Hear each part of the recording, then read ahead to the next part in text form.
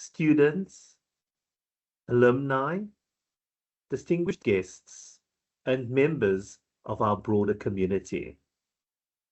It is my great pleasure to welcome you to this month's edition of our Best Talks series. Our Faculty of Business and Economic Sciences platform for sharing ideas, expertise, and thought leadership in the spirit of globally celebrated knowledge sharing forums. The Best Talks initiative was created with a simple but powerful purpose. That is, to showcase the intellectual capital within our faculty and to extend the reach of our academic expertise beyond the classroom, into industry, into society, and across the world through our alumni and stakeholder networks.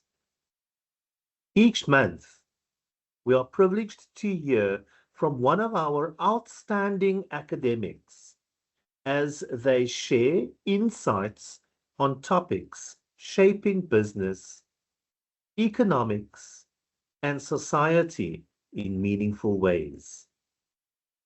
This afternoon, we are delighted to welcome Mrs. Tanya Shrewsbury from the Department of Marketing Management, who will be presenting a thought-provoking talk entitled, "Dear Marketers, the consumer would like editing rights. In an era where consumers no longer passively receive marketing messages, but actively shape, challenge, remix, and co-create brand narratives, this topic could not be more timely or relevant." We look forward to the insights which Tanya will share as she unpacks this evolving relationship between brands and empowered consumers. Tanya, thank you for joining us and for contributing your expertise to our Business and Economic Sciences Best Talks platform. To all those attending today, whether here with us in person on campus or joining remotely from elsewhere in the world, thank you for being part of this important conversation. We trust that this session will be engaging, insightful, and intellectually stimulating. And so, without further ado, please join me in warmly welcoming Mrs. Tanya Shrewsbury.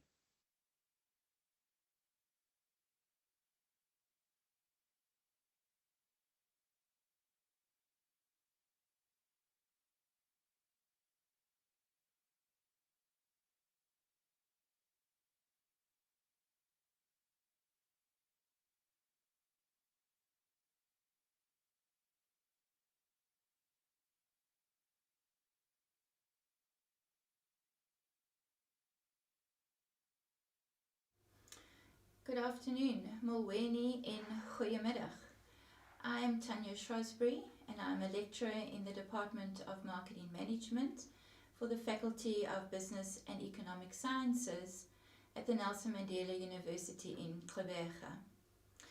This afternoon I will be taking you on a brief journey through a 2026 marketing shift. Dear marketers, the consumer wants editing rights. Quite a bold statement.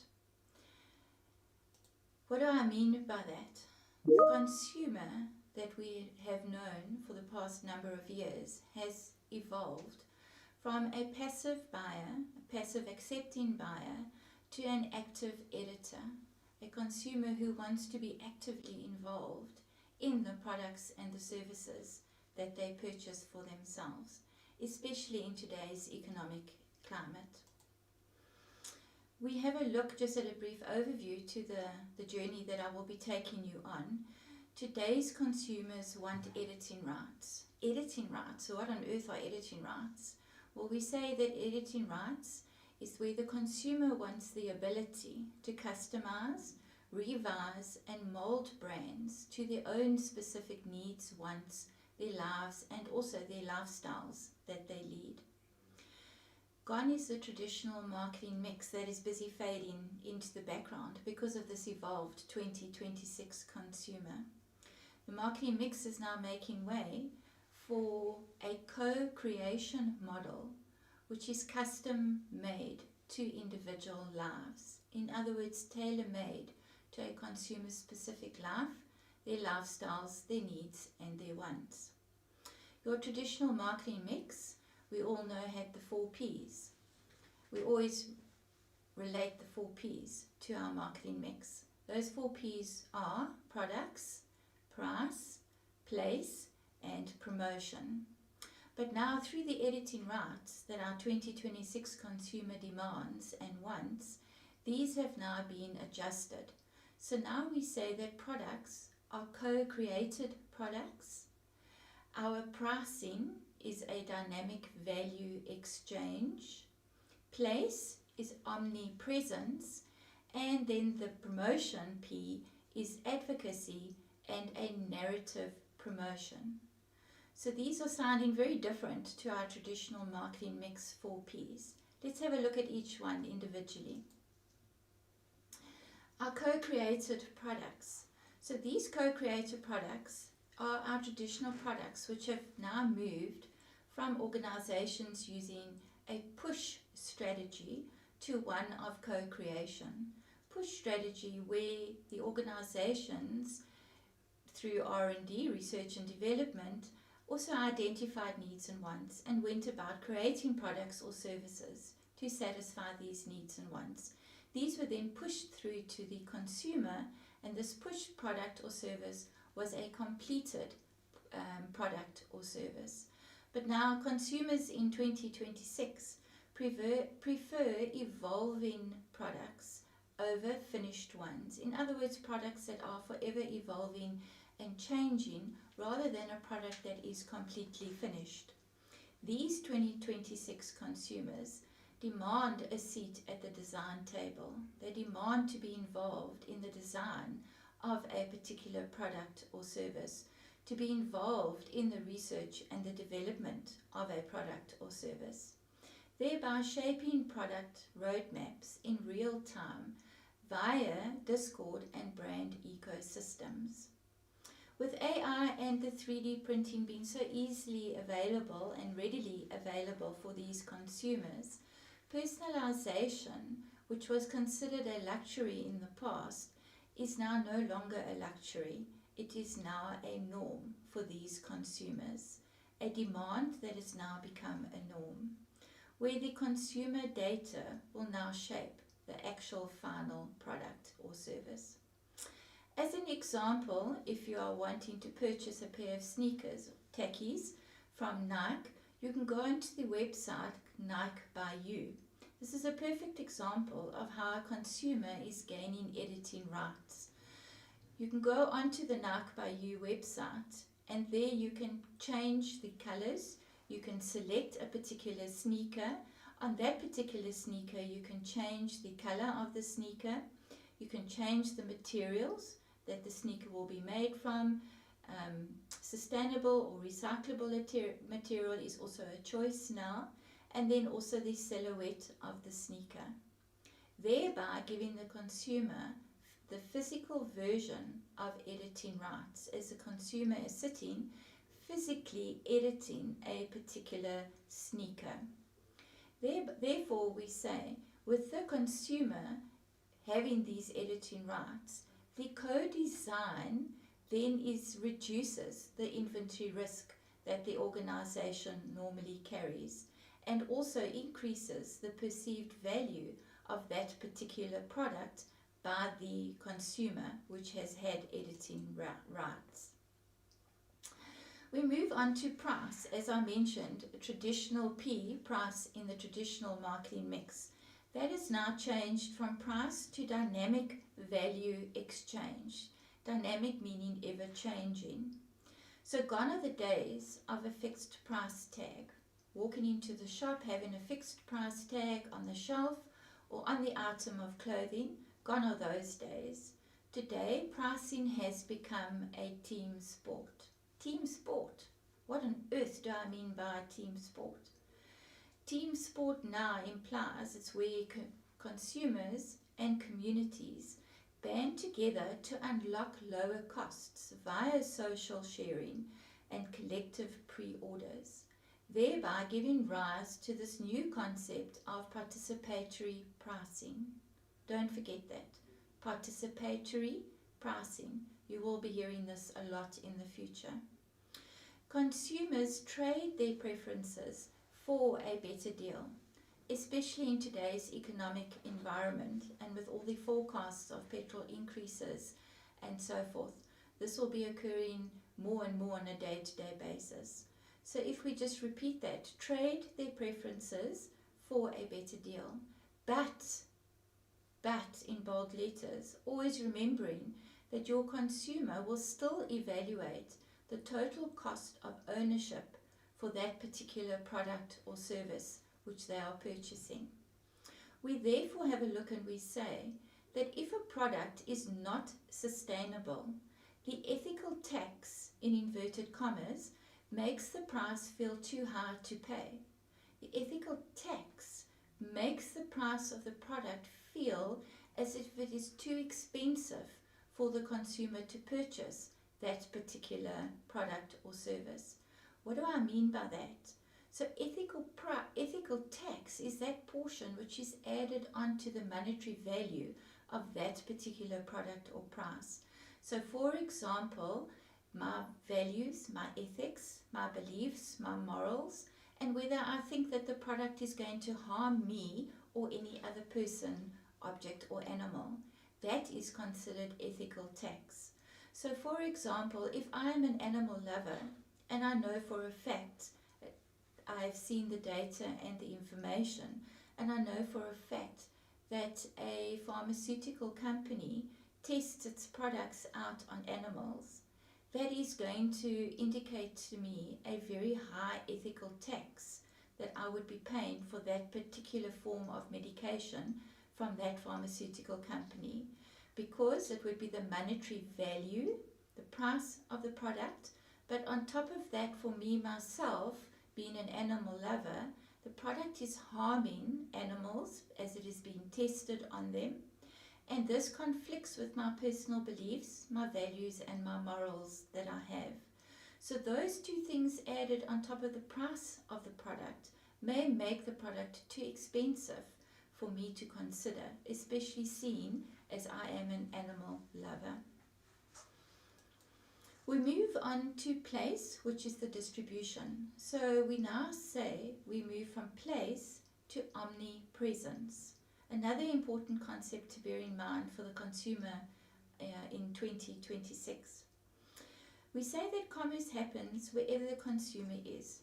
So whether you are on Instagram, on Facebook, TikTok feeds, your VR hangouts, or even a wearable device. Every digital interaction can now be seen as a potential point of sale. Let me repeat that. Every digital interaction is now seen as a potential point of sale. So our potential points of sale are no longer limited to a physical store. Place, therefore, we can say, is no longer a destination. It is now rather a state of being. So our physical stores as we know them will slowly start to be reimagined and will start to change the concepts. These physical stores will now be reimagined and known as an experience lounge. Experiences that you will co-create. Shoppers visit your experience lounges for the culture, the experience, and not necessarily the utility. So that is why we say your traditional store will now change in appearance. The layout of the products, the pricing of the products, the way that they are priced, even your points of payment, that will change, and also the staff that are involved.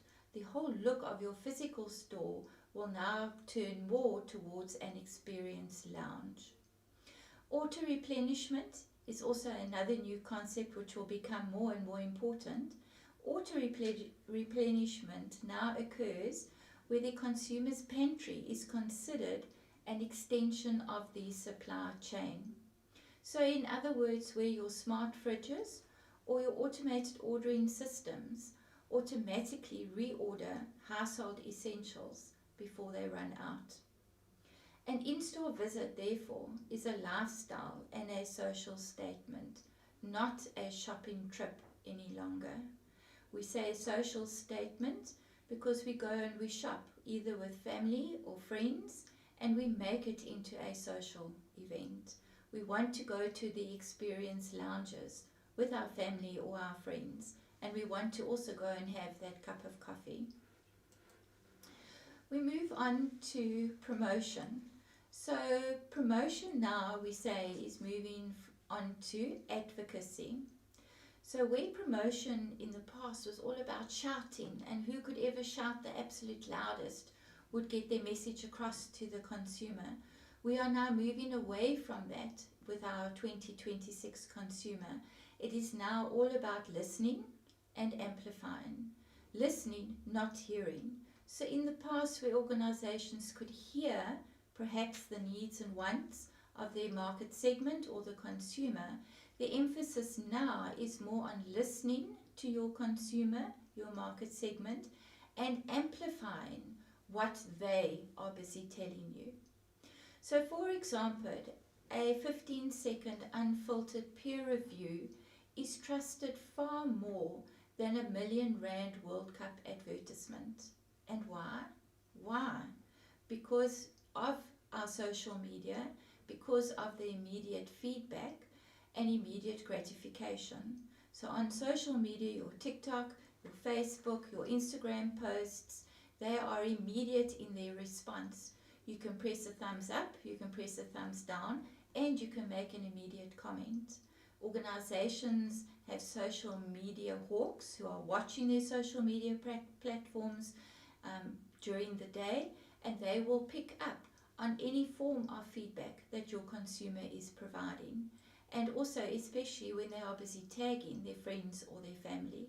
So organizations can become quite reliant on this form of promotion. So we can say that brands now equip their most loyal fans with resources to create content, whether that content be posting a photo if you're busy watching the World Cup final between South Africa and France, let's say, and you can immediately have a thumbs up or a thumbs down, and you can post your comment as far as the team is concerned or their performance, and posting even photos and being encouraged to do so, and photos of yourself in a celebration mode as well. All of this provides important content back to the organization of that particular product or service.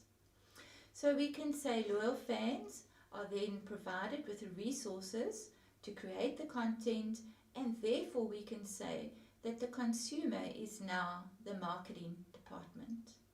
The consumer is now the marketing department because of the fact that they can now have their digital rights.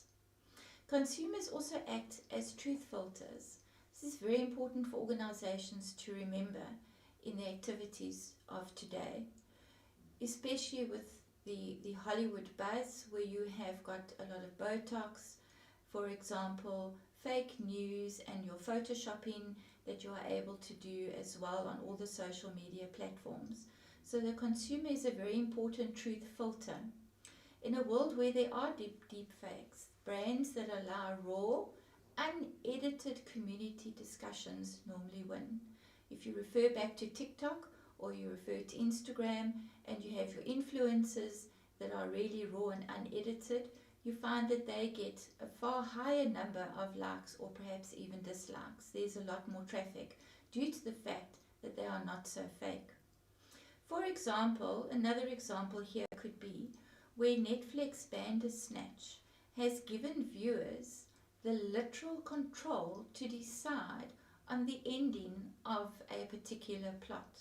So you may be watching your favorite series, let's say like Cleaning Woman, Cleaning Lady, which I'm watching at the moment.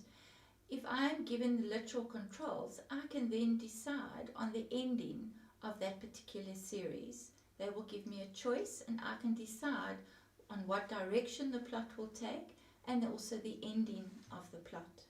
It's for you to decide.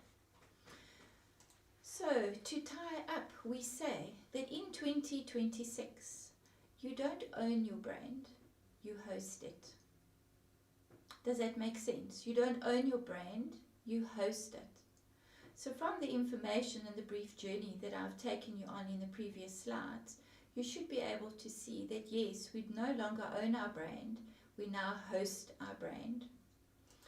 Just to end off, I have a few reflective questions that I would like you to ponder over. Does your brand allow consumers to break and remake your products? Are we treating data as a transaction or as a foundation for a long-term partnership? If the marketing department vanished today, this is an interesting one. If the marketing department vanished today, would our customers keep telling our story? Would they keep telling your story? So ultimately, your job is no longer to target a consumer, but to build a platform robust enough for them to inhabit and to recreate. Thank you for joining me on this brief journey. If you have any questions or any comments, you are welcome to email me and we can have a form of interaction. Thank you once again.